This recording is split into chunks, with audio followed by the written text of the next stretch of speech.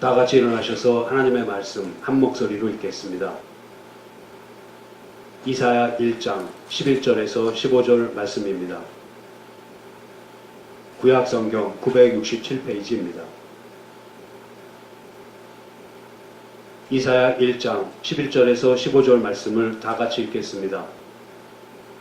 여호와께서 말씀하시되 너희의 무수한 재물이 내게 무엇이 유익하뇨? 나는 수양의 번제와 살찐 짐승의 기름에 배불렀고 나는 수송아지나 어린 양이나 수염소의 피를 기뻐하지 아니하노라. 너희가 내 앞에 보이러 오니 그것을 누가 너희에게 요구하였느뇨? 내 마당만 밟을 뿐이니라. 헛된 재물을 다시 가져오지 말라. 분향은 나의 가증히 여기는 바요. 월삭과 안식일과 대회로 모이는 것도 그러하니 성회와 아울러 악을 행하는 것을 내가 견디지 못하겠노라. 내 마음이 너희의 월삭과 정한 절기를 싫어하나니 그것이 내게 무거운 짐이라. 내가 지기에 곤비하였느니라. 너희가 손을 펼 때에 내가 눈을 가리우고 너희가 많이 기도할지라도 내가 듣지 아니하리니 이는 너희의 손에 피가 가득함이니라. 아멘.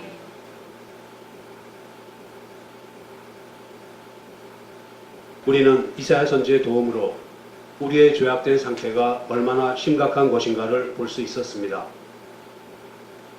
그리고 그렇게 죄에 사로잡혀 있는 우리의 상태가 또한 얼마나 비참한 것인가도 보았습니다.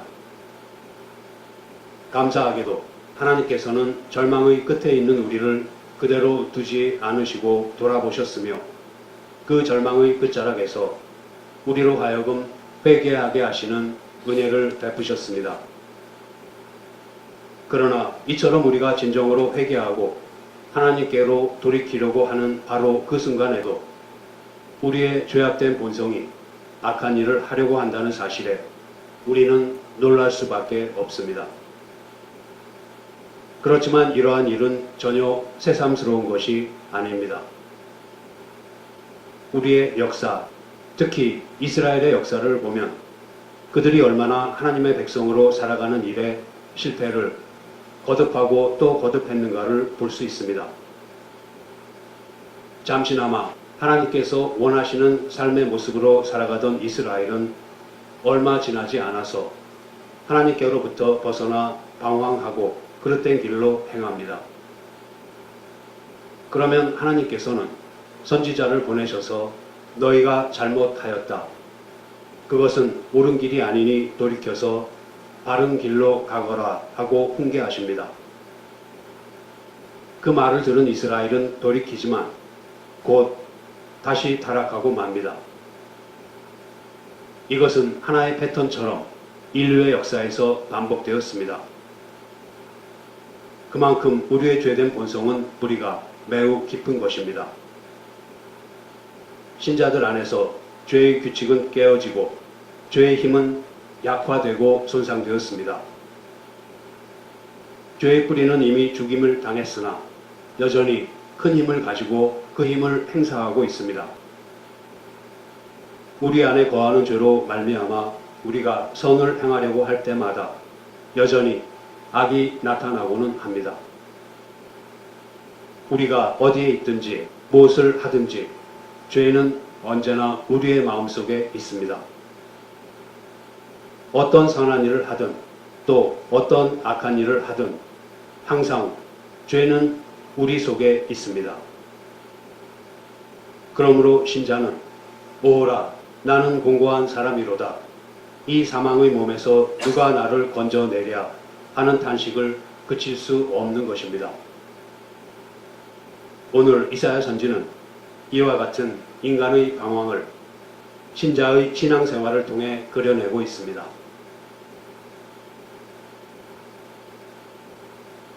이사야 선지는 오늘의 본문에서 이렇게 말합니다. 여호와께서 말씀하시되 너희의 무수한 재물이 내게 무엇이 유익하뇨? 나는 수양의 번제와 살찐 짐승의 기름에 배불렀고 나는 수송아지나 어린 양이나 수용소의 피를 기뻐하지 아니하노라. 너희가 내 앞에 보이러 오니 그것을 누가 너희에게 요구하였느뇨? 내 마당만 밟을 뿐이니라.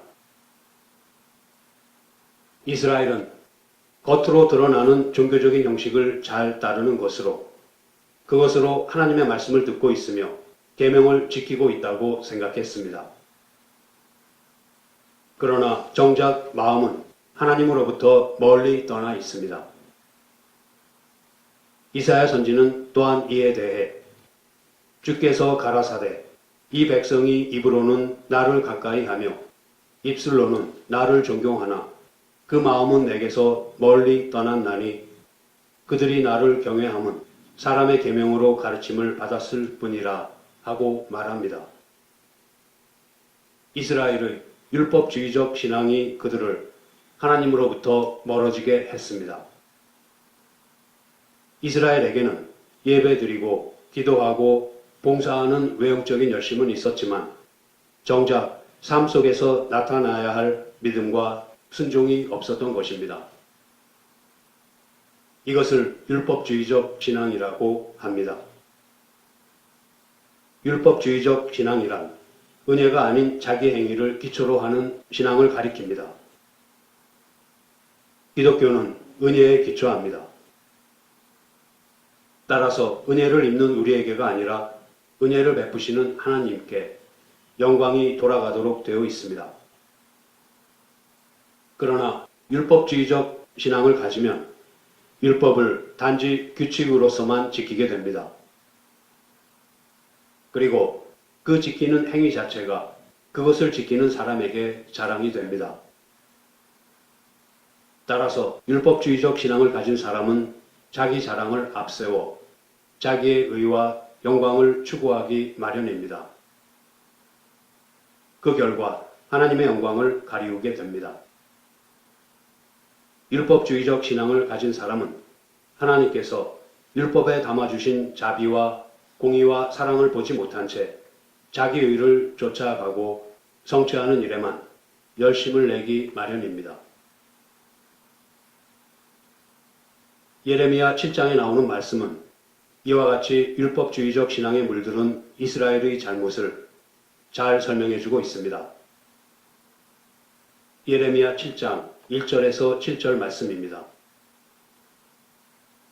여호와께로서 예레미야에게 말씀이 임하니라. 가라사대 너는 여호와의 집 문에 서서 이 말을 선포하여 이르기를 여호와께 경배하러 이 문으로 들어가는 유다이나 다 여호와의 말씀을 들으라. 만군의 여호와 이스라엘의 하나님이 이같이 말씀하시되 너희 길과 행위를 바르게 하라. 그리하면 내가 너희로 이곳에 거하게 하리라. 너희는 이것이 여호와의 전이라 여호와의 전이라 여호와의 전이라 하는 거짓말을 믿지 말라.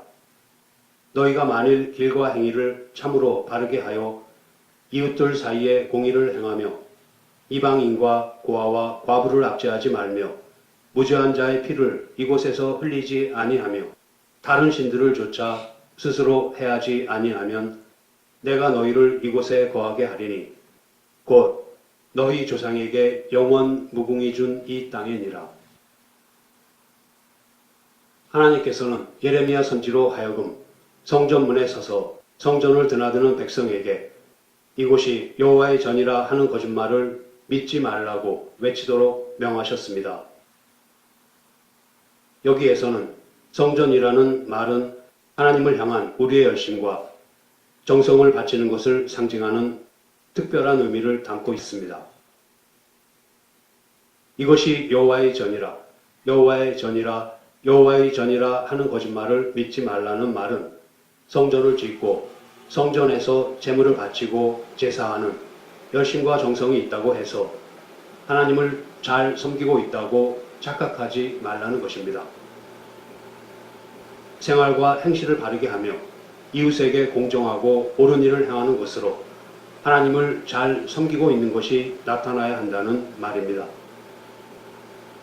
예레미야 선지가 우리에게 가르치는 것은 하나님께 어떤 제물을 바치느냐가 중요한 것이 아니라 하나님의 성품을 닮아야 한다는 사실입니다. 여러분께서는 신앙의 본질이 무엇이라고 생각하십니까? 하나님께서 이스라엘에게 원하시는 것은 번제나 제사가 아니라 그들이 하나님을 바로 알고 하나님만을 삶의 유일한 목적과 목표로 삼는 것입니다. 따라서 우리의 신앙의 내용은 하나님께 무엇을 드리느냐 또는 얼마나 정성을 바치느냐가 아니라 얼마나 하나님의 성품을 닮아가느냐로 채워져야 합니다. 그렇게 우리의 신앙이 하나님의 성품인 의와 진리와 거룩과 사랑으로 채워져 갈 때에야 우리는 비로소 생활과 행실을 바르게 하며 이웃에게 공정하고 옳은 일을 행할 수 있습니다. 올바른 삶이 뒤따르지 않는 예배, 즉 부정과 불의로 형편없이 오염이 되어 탐욕과 거짓으로 더러워진 삶 가운데서 드려지는 예배는 그것이 아무리 엄숙한 종교적 의식의 형태를 취한다고 하더라도 하나님께서 결코 받지 않으십니다. 예레미야 선지는 이어서 말합니다. 너희가 무익한 거짓말을 의뢰하는도다. 너희가 도적질하며 살인하며 간음하며 거짓 맹세하며 바알에게 분향하며 너희의 알지 못하는 다른 신들을 좇으면서 내 이름으로 일컬음을 받는 이 집에 들어와서 내 앞에 서서 말하기를 우리가 구원을 얻었나이다 하느냐. 이는 이 모든 가증한 일을 행하려 함이로다. 내 이름으로 일컬음을 받는 이 집이 너희 눈에는 도적의 구렬로 보이느냐. 보라, 나 곧 내가 그것을 보았노라. 여호와의 말이니라. 하나님께서는 너희는 도둑질하며 살인하고 간음하면서도 성전에 들어와서는 구원을 받았다고 말하는구나. 이것은 너희가 그런 역겨운 일들을 또 되풀이하고 싶어서 그렇게 말하는 것이 아니냐. 너희 눈에는 내 이름으로 일컬음을 받는 이 집이 도둑의 소굴로 보이느냐 하고 구중하고 계십니다. 여호와의 전을 지을 열심이 있다면 그 열심으로 먼저 하나님의 성품을 닮아가고 하나님의 뜻을 따르는 일에 힘써야 마땅합니다. 이것을 등한시한 채 성전을 지었다는 것으로 마치 종교적 의무를 다한 듯 생각하고 행동하는 것은 참으로 어리석은 일입니다. 그것은 스스로를 속이는 일입니다. 이스라엘은 성전을 짓고 성전에서 제물을 바치고 제사하는 것으로 스스로를 신앙인으로 여겼지만 실제의 삶 속에서는 하나님께서 원하시는 대로 살지 못했습니다. 율법을 형식화하고 규칙화하며 그것을 지키려고 애쓰며 또 형식적으로만 그 규칙들을 지켜내는 것에만 열심과 정성을 다했습니다. 그렇게 자기 의를 쌓아가는 동안에 정작 중요한 신앙의 본질은 모두 놓치고 말았습니다. 결국 일상에서 짓는 죄들은 모두 겉으로 드러나는 종교적인 행위에 가려져서 대수롭지 않게 취급되고 말았습니다. 지은 죄에 대해 회개하기는커녕 그것을 조상의 유전과 전통으로 포장하며 정당한 것처럼 보이게까지 만들고 말았습니다. 이처럼 이스라엘은 죄에 대해서 점차 무뎌져 가면서도 또 하나님을 잘 섬기고 있다고 속고 있으면서도 자기들이 속고 있다는 사실조차도 모르고 있었던 것입니다. 세월이 흐른 후에 이스라엘이 과연 얼마나 외식하는 자리에까지 갔는가를 한 가지 예를 통해 살펴보겠습니다. 외식하는 유대인들을 꾸짖으시는 예수님의 마태복음 15장 4절에서 9절 말씀입니다. 하나님이 이르셨으되 내 부모를 공경하라 하시고 또 아비나 어미를 회방하는 자는 반드시 죽으리라 하셨거늘 너희는 가로되 누구든지 아비에게나 어미에게 말하기를 내가 드려 유익하게 할 것이 하나님께 드림이 되었다고 하기만 하면 그 부모를 공경할 것이 없다 하여 너희 유전으로 하나님의 말씀을 폐하는도다. 외식하는 자들아, 이사야가 너희에게 대하여 잘 예언하였도다. 일러스되 이 백성이 입술로는 나를 존경하되 마음은 내게서 멀도다. 사람의 계명으로 교훈을 삼아 가르치니 나를 헛되이 경배하는도다 하였느니라 하시고, 유대인들은 당시에 재산을 성전에 바치겠다고 서원을 하면 부모를 공경해야 하는 책임을 면제받았습니다. 이와 같은 행위를 고르반이라고 합니다. 고르반은 어떤 물건을 하나님께 예물로 바쳐 다른 사람이 사용하지 못하게 하는 서약을 가리킵니다. 성전에 자기 재산을 바친다는 것은 하나님께 재산을 바친다는 헌금의 약속이며 신앙적인 열심의 표현입니다. 그 약속을 하면 재산이 다 하나님께 바쳐져서 자기가 가진 것이 없기 때문에 부모를 모셔야 하는 책임을 면제받았습니다. 그런데 성전의 재산을 바치겠다는 서약은 기한을 정하지 않아도 되었습니다. 언제라고 정하지 않은 채 일단 바치겠다는 약속만 하면 재산상의 책임에 관해서는 면제를 받았습니다. 그리고 재산은 서약한 사람이 죽은 다음에 바치던지 아니면 자기의 필요에 따라 편하게 처리할 수 있었던 것으로 보입니다. 이것은 하나님 앞에 재산을 바치는 행위이기보다는 현실적으로 져야 하는 책임을 면하는 방법으로 악용이 되었던 것입니다. 율법주의 신앙이 가져온 교묘한 책임 회피입니다. 예수님께서는 이러한 유대인들을 너희가 모든 재산을 바친다는 신앙의 열심을 보이는 것이 하나님의 뜻을 따르기 위해서가 아니라 너희의 이익을 위해서가 아니냐. 너희가 율법을 지키는 것은 개인적인 이익을 위한 것이지 하나님을 경외하는데 그 목적이 있는 것이 아니지 않느냐 하고 꾸짖으셨습니다. 이와 같은 율법주의 신앙은 시대를 막론하고 신자들을 시험했습니다. 오늘날을 사는 우리는 어떻습니까? 우리 역시 예외가 아닙니다. 이를테면 성경을 읽고 기도를 하고 금식을 하는 것은 우리의 신앙생활의 한 부분입니다. 그러나 성경을 읽고 기도를 하고 금식을 하는 신앙의 행위 자체가 곧 신앙생활은 아닙니다. 우리가 성경을 읽는 것은 하나님이 누구이신가를 알기 위해서입니다. 우리가 기도하는 것은 하나님의 뜻을 알기 위해서입니다.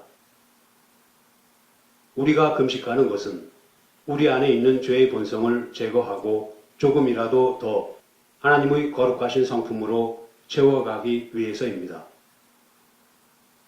그렇게 성경을 읽고 기도를 하고 금식을 한 만큼 주님을 조금이라도 더 닮아가는 삶을 살아가는 가운데 하나님을 향한 걸음을 한 걸음씩 또 한 걸음씩 이어나가는 것이 바로 신앙입니다. 그러나 율법주의 신앙에 사로잡히면 성경 읽기, 기도, 금식 등의 신앙행위 자체가 신앙생활의 전부가 되어버리며 그렇게 하는 것으로 자기 의를 내세우고 자랑하게 됩니다. 그 결과 성숙한 신앙인으로서 기다려주고 참아주고 짐을 나누어 함께 지는 온유함을 나타내지 못하고 정죄하고 비판하는 자리에 서게 됩니다. 이사야 선지의 여호와께서 말씀하시되 너희의 무수한 재물이 내게 무엇이 유익하뇨? 나는 수양의 번제와 살찐 짐승의 기름에 배불렀고 나는 수송아지나 어린 양이나 수염소의 피를 기뻐하지 아니하노라. 너희가 내 앞에 보이러 오니 그것을 누가 너희에게 요구하였느뇨? 내 마당만 밟을 뿐이니라 하는 외침이 오늘날을 사는 우리에게도 전혀 새삼스럽지 않게 다가오는 것은 결코 이상한 일이 아닙니다. 사도 바울은 율법주의 신앙에 빠져서 외식하는 자들의 모습을 경건의 모양은 있으나 경건의 능력은 없다고 묘사했습니다. 외식하는 자들은 자기를 사랑하고 교만하고 쾌락을 사랑하면서도 경건의 모양은 갖추고 있습니다. 자기의 욕망을 만족시키는 일은 다 하면서도 말만은 그럴듯하게 한다는 것입니다. 정작 신자로서 살아내야 할 삶과 싸워야 하는 싸움을 말로만 대신하고 있다는 것입니다. 경건의 모양만 있고 경건의 능력은 없는 사람들은 다른 사람들의 잘못을 지적하거나 비판하는 경향이 있습니다. 그렇게 남의 잘못을 지적하고 비판하는 것으로 자기가 실제적으로 해야 하는 것들을 대신하고 있습니다. 경건의 능력은 다름이 아니라 주님의 나라와 그의 의를 구하는 싸움입니다. 우리의 삶 속에서 그리스도의 모습이 나타나는 것이 바로 주님의 나라와 그의 의를 구하는 삶입니다. 우리는 이 싸움을 매일매일 그리고 매 순간 해야 합니다. 이 싸움을 단 한순간이라도 미룰 수 없는 것은 하나님께서 이 순간 우리의 코에서 호흡을 거두시면 우리는 지금 당장 주님 앞으로 가야 하기 때문입니다. 혹은 그리스도께서 지금 당장이라도 오실 수 있기 때문입니다. 이처럼 오늘 싸워야 할 싸움을 내일로 미룰 뿐만 아니라 남의 잘잘못을 비판하는 것으로 마치 자기가 정당한 신앙생활을 하는 것 같이 남도 속이고 자기도 속이는 위험에 대한 지적이 바로 이사야 선지의 여호와께서 말씀하시되 너희의 무수한 재물이 내게 무엇이 유익하뇨 나는 수양의 번제와 살진 짐승의 기름에 배불렀고 나는 수송아지나 어린 양이나 수염소의 피를 기뻐하지 아니하노라. 너희가 내 앞에 보이러 오니 그것을 누가 너희에게 요구하였느뇨. 내 마당만 밟을 뿐이니라 하는 외침입니다.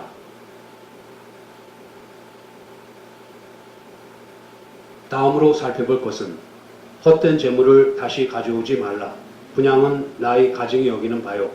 월삭과 안식일과 대회로 모이는 것도 그러하니 성회와 아울러 악을 행하는 것을 내가 견디지 못하겠노라. 내 마음이 너희의 월삭과 정한절기를 싫어하나니 그것이 내게 무거운 짐이라. 내가 지기에 곤비하였느니라 하신 말씀입니다. 이 말씀을 로마서 12장의 말씀과 견주어 보겠습니다. 로마서 12장 1절과 2절 말씀입니다.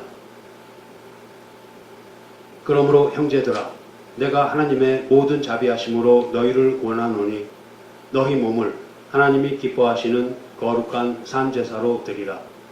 이는 너희의 드릴 영적 예배니라.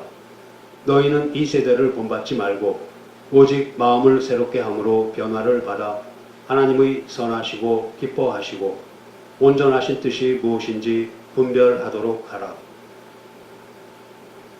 사도 바울은 하나님 앞에 제사를 드리거나 예배를 드리는 의식으로 종교적인 책임을 다했다고 오해하고 있는 이스라엘 백성을 염두에 두고 너희 몸을 산제사로 드리라고 말하고 있습니다. 할례를 받고 율법을 지키는 것으로 종교적인 책임을 다했다고 오해하고 있는 이스라엘 백성에게 너희 몸을 거룩한 영적 예배로 드리라고 합니다. 하나님께서 우리에게 요구하시는 것은 영적 예배입니다. 영적 예배라고 해서 초월적이거나 관념적으로 생각하기 쉽지만 그것은 우리 자신을 바치는 것입니다. 생각과 진심 또는 열심과 정성을 바치는 것에 그치는 것이 아니라 바로 우리 자신을 바치는 것입니다. 바쳐진 재물은 누구의 것입니까? 재물이 바쳐지면 그 재물은 재물을 바친 사람의 손을 떠나서 재물을 받는 대상에게 속하게 됩니다. 그와 마찬가지로 하나님께 바쳐진 우리는 이제 하나님의 소유입니다. 우리의 인생이 더 이상 우리의 것이 아니고 하나님께서 우리의 주인이십니다. 이것을 달리 말하면 자기를 부인하고 자기 십자가를 지고 주님을 좇는다고 합니다. 하나님께 바쳐진 이상 우리는 우리의 존재에 대해 아무런 권리가 없으며 오직 하나님께 순종합니다. 하나님께서 우리와 우리의 인생에 대해 권리를 가지시며 우리는 하나님께서 하라고 하신 것은 하고 하지 말라고 하신 것은 하지 않기로 합니다. 그렇다고 해서 우리가 무슨 물건으로서 하나님께 드려진다고 생각하면 그것은 오해입니다. 너희 몸을 하나님이 기뻐하시는 거룩한 산제사로 드리라는 말씀은 우리가 물건이 아니라 살아있는 재물이라는 의미입니다. 하나님께서는 우리가 자발적으로 하나님의 뜻에 순종하기를 바라십니다. 우리는 그것을 너희 몸을 거룩한 영적 예배로 드리라는 권면에 이어지는 너희는 이 세대를 본받지 말고 오직 마음을 새롭게 함으로 변화를 받아 하나님의 선하시고 기뻐하시고 온전하신 뜻이 무엇인지 분별하도록 하라 하신 말씀에서 알 수 있습니다. 우리가 하나님의 뜻을 따르느냐 세상을 따르느냐는 우리의 책임입니다. 우리가 하나님 앞에 산 제물로 바쳐지는 것은 하나님의 뜻을 따르며 하나님께서 기뻐하시는 삶을 살겠다는 약속이며 그 약속에는 반드시 그렇게 살아내겠다는 책임이 뒤를 따릅니다. 다시 말하지만 우리가 하나님 앞에 우리를 바쳤으므로 사고의 기능도 없어지고 결정의 책임도 없어지는 것을 제물로 바친다고 하지 않습니다. 하나님께서는 독립적이고 인격적인 존재인 우리가 기쁜 마음으로 하나님의 뜻을 따르기를 원하십니다. 세상에서 겪는 그 어떤 고난에도 불구하고 하나님의 뜻을 저버리지 않겠다는 결정을 전생에 걸쳐 함으로써 자발적으로 하나님께 항복하고 복종하기를 원하십니다.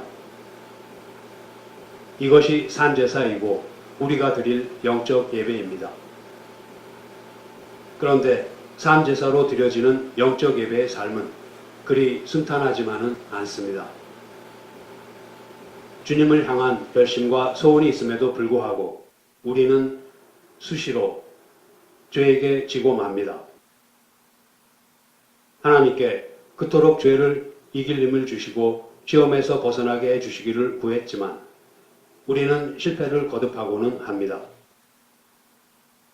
그러나 우리의 실패가 실패에서 끝나지 않는 것은 우리가 우리 자신을 포기할지라도 하나님께서는 우리를 포기하지 않으시기 때문입니다. 실패한 것에 대한 절망감에 힘들어하면서도 우리의 인생을 하나님께서 책임지고 계신다는 것을 기억하고 하나님께서 내미신 손을 힘껏 부여잡는 것이 바로 영적 예배입니다. 하나님께서 우리의 인생을 실패로 끝내지 않으실 것이라는 믿음을 갖는 것이 우리가 드릴 영적 예배입니다. 우리가 이처럼 매일의 삶 속에서 주님을 의지하며 기쁘신 뜻을 따라 살아가는 산제물로 드려진다면 하나님께서도 헛된 제물을 다시 가져오지 말라. 분향은 나의 가증이 여기는 바요. 월삭과 안식일과 대회로 모이는 것도 그러하니 성회와 아울러 악을 행하는 것을 내가 견디지 못하겠노라. 내 마음이 너희의 월삭과 정한 절기를 싫어하나니 그것이 내게 무거운 짐이라. 내가 지기에 곤비하였느니라 하신 말씀을 거두실 것입니다.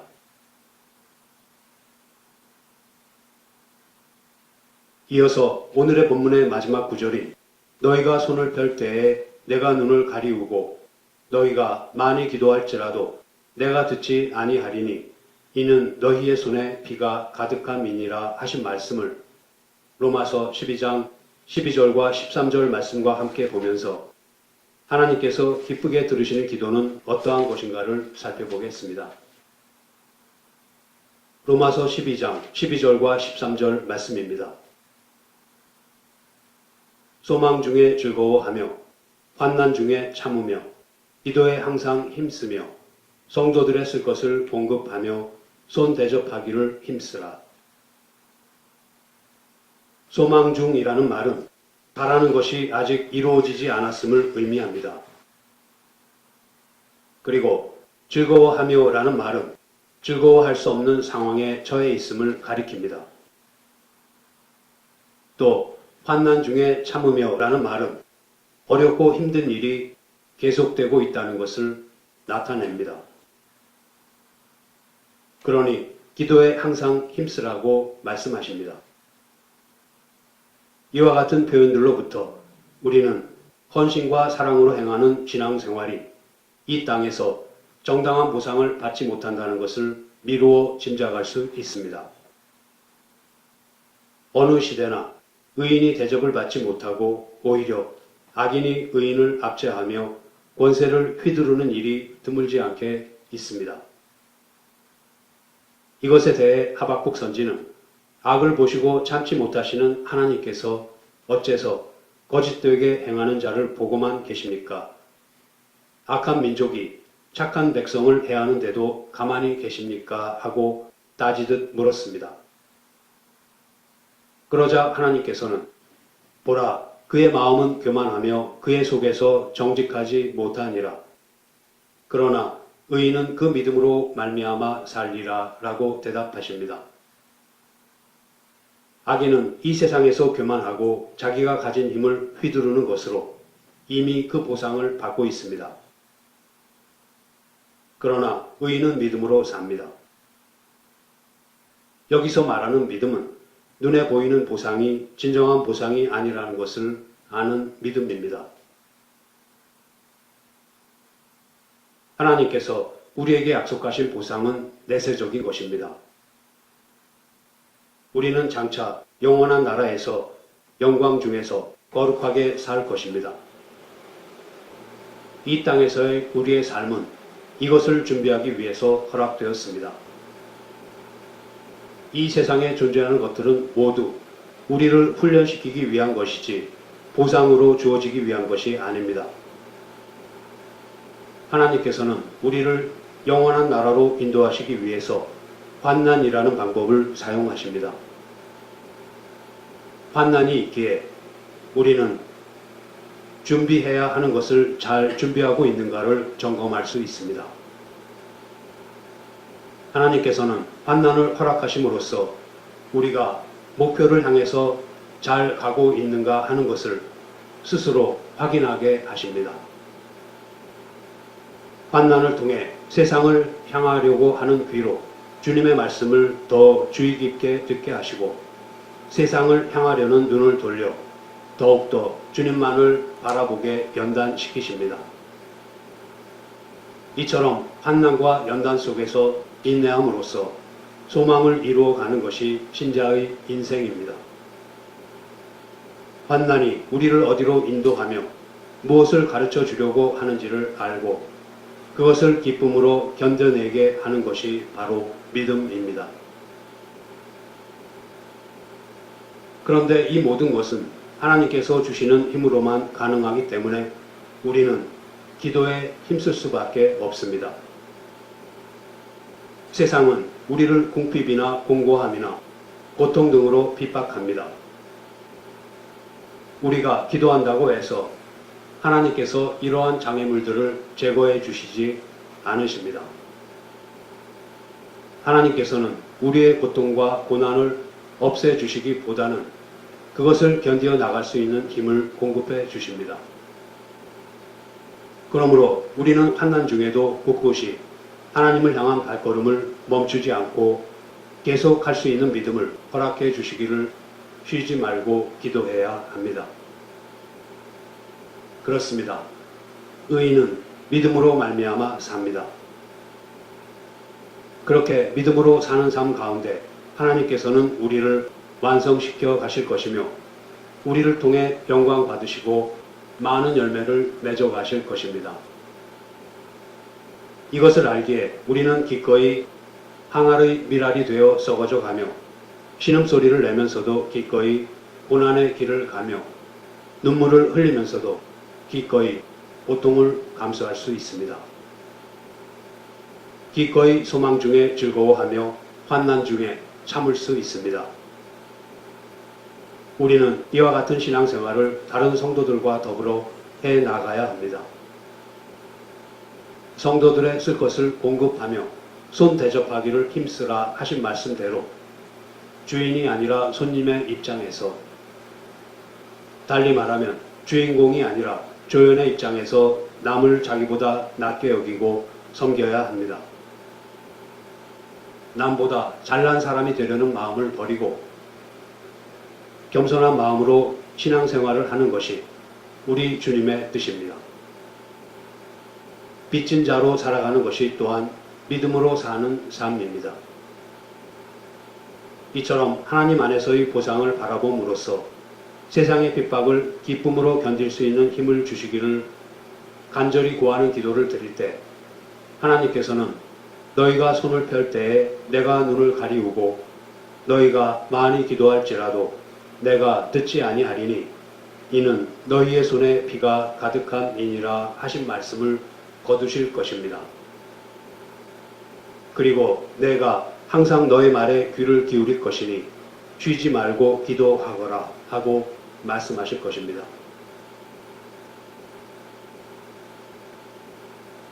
이제 말씀을 마치겠습니다. 여러분들께서는 주일 예배에 출석하며 성경을 읽고 기도하는 것으로 하나님과의 관계에 아무 문제가 없다고 생각하십니까?